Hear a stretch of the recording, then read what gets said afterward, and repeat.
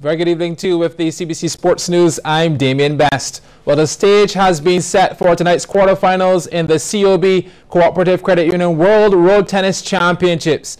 Last night at Spring Memorial Secondary School, the top seeds continued their progression in the open men's section.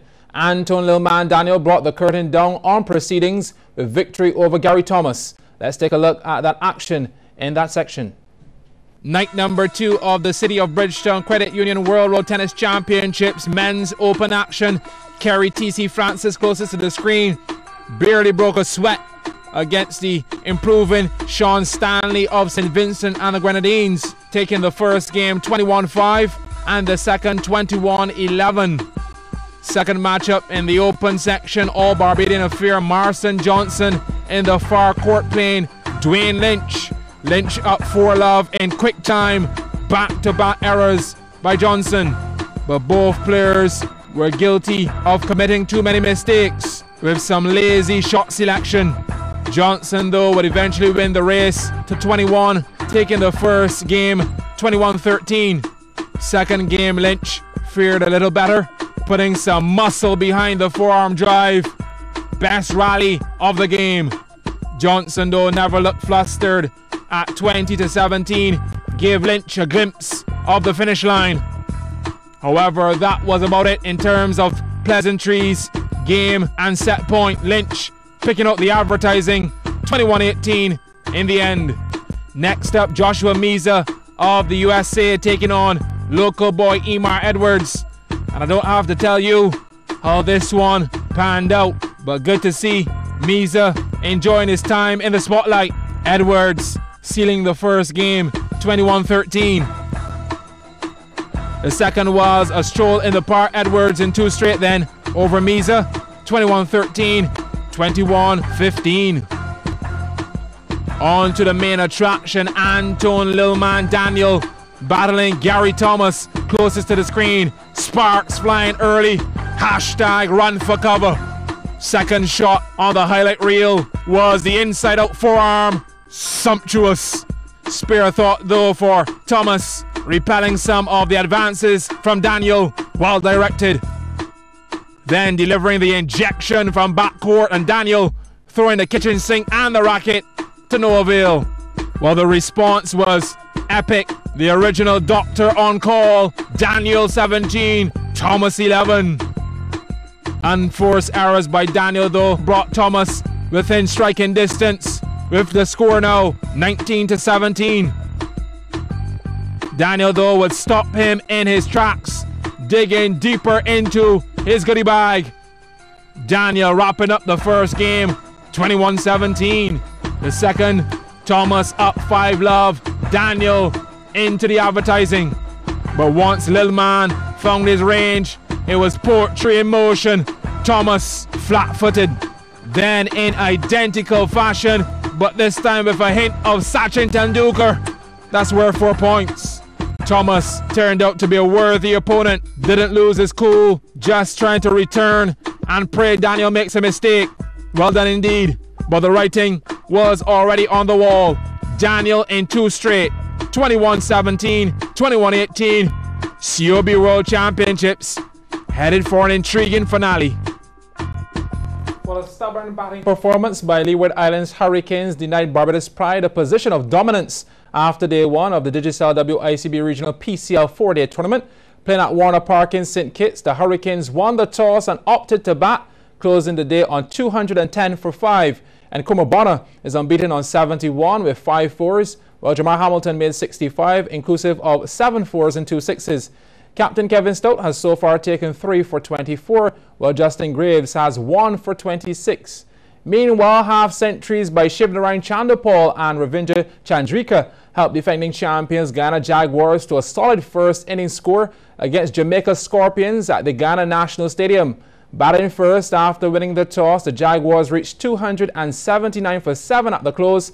Chandapal top scored with 91 and Chandrika backed him up with 86. The Windward Islands Volcanoes are struggling currently against the Trinidad and Tobago Red Force in a day-night match at the Queen's Park Oval. The latest score we had, Volcanoes were all out for 142.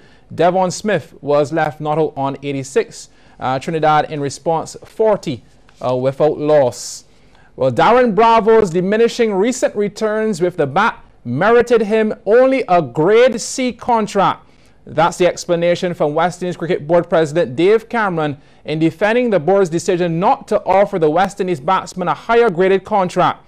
Speaking on MCTV's Cbc Sports Nov, Cameron said there would be no motivation for Bravo to better himself if he were simply offered the most lucrative of deals. What a release that says he hasn't signed the contract. Was it a C contract? It was a C contract. And why would you offer Darren Bravo a C contract? Because it's explicit that if your averages are not above a certain level, it tells you what contracts you get. It's very, very explicit. Isn't he the strongest batsman we have on the team right now? His averages in the last 2 years have been declining. So what do? Reward poor performance, or do you encourage him to get better? You want to encourage him to get better, but I would say that offering him a C contract would be a demotivating, almost disrespectful move, wouldn't? Well, that depends on how you look at it. It depends on which side of the fence you're on. Because if you continue to give him an A contract, then what's the motivation to get better? Or he wants to do well for his region. Well, he's been on an A contract and he hasn't done well. So if you keep giving him an A contract, why is he motivated to do better? Well, Bravo has categorically denied that he has ever been given a grade A contract. The grade C contract is the lowest of the 5 categories of contracts offered to players by the WICB. Well, West Indies spinner Sunil Narayan is the latest player to withdraw from the one-day international Tri-Nation Series in Zimbabwe, which starts November 14th. Reliable sources have told CBC Sports that the 28-year-old Trinidadian has indicated to the WICB selectors that he is unable to travel. The remainder of the squad is already in Africa for the 7-match series involving Sri Lanka and host Zimbabwe. And Narayan was part of the West Indies ODI squad that was whitewashed 3-0 by Pakistan last month in Sharjah and Abu Dhabi. He went wicketless in that series. It is understood that Ghane's leg spinner Devendra Bishu is already en route to Africa to join the 15-man squad. Now, a few weeks ago, the WICB announced that Miguel Cummins would replace Alzari Joseph, while wicketkeeper batsman Shane Dorich comes in for Marlon Samuels. The West Indies' first match is against Sri Lanka on November 16th in that tri-series. Well, the 2016 Harrows International Darts Festival Tournament is set for this weekend. Festival director Michael Heel says there will be new additions this time around. It's the 14th of its kind, and we've got a record number of participants this year, nearly 100, drawn from all parts of the UK, Canada, USA, even from Australia. Something unique to many tournaments is we have a mixed nations pairs where we pair up ladies and men from different regions. So a Canadian will play with a Trinidadian, and an American will play with someone from the Caymans, and UK players will play with somewhere from Guyana. So then it all reaches its peak with the men's and ladies singles on the Sunday. Well, Hill also commended the Canadian team for going the extra mile, providing all the participants with specially designed gear. An interesting development this year also is it gives you an example of how committed people are. A group of Canadians coming from Vancouver, and you can't get very far more away than Vancouver, have produced a remarkable shirt. This is the dart shirt they'll all be wearing. And look at the detail. It's got the 50th anniversary of independence. It's got some major brands there, and it really is, you know, a wonderful testament to their commitment to this tournament. Well, the festival actually starts tonight at Solidarity House with the finals set for Sunday. And finally, now time for more great sporting moments as we count up to 50.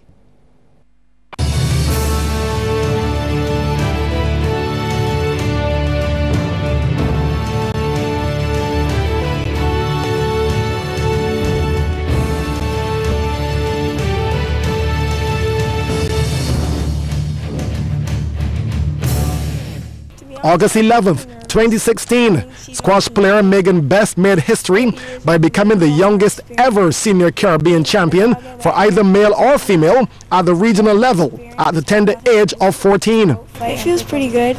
I mean, I put in a lot of work with my coach, so I'm glad to see that the hard work paid off and success coming. I didn't really expect much. I mean, being young and inexperienced, I mean, you can't ask for much from a 14-year-old, but as I said before, I trained hard, so I was glad that it paid off. Megan Best, the youngest ever Caribbean squash champion, a great Bajan sporting moment. June 2012, Barbados had 3 qualifiers in a single event for the London 2012 Olympic Games. Ryan Brathwaite, Shane Brathwaite, and Gregmar Swift all made the grade at our national championships. The men's 110-meter hurdles, a world champion and 2 Olympic hopefuls battling all season, stride for stride, hurdle for hurdle, but Ryan Brathwaite gets the edge. Gregmar Swift right there. Shane Brathwaite not easing up. Yes, boys, look at the time. You all did it. Olympic A qualifying times: 13.39 seconds, 13.52 seconds, and 13.63 seconds. Book your tickets to England, London 2012. Here they come. Ryan Brathwaite, Shane Brathwaite, and Gregmar Swift all qualifying for the London 2012 Olympiad in the men's 110 hurdles. A great Bajan sporting moment.